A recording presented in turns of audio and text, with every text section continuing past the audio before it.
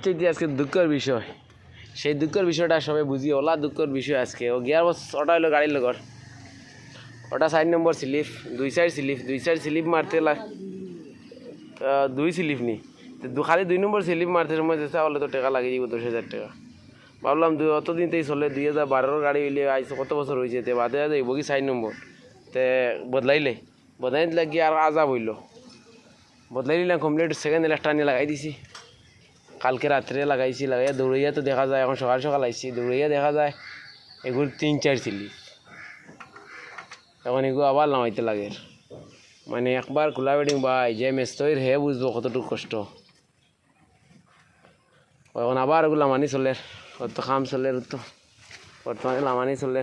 আরেকবার নিয়ে উঠাইয়া দেখাই, তো স্লিপ বার হয়ে গেছে, কিতা করবা আর বলো।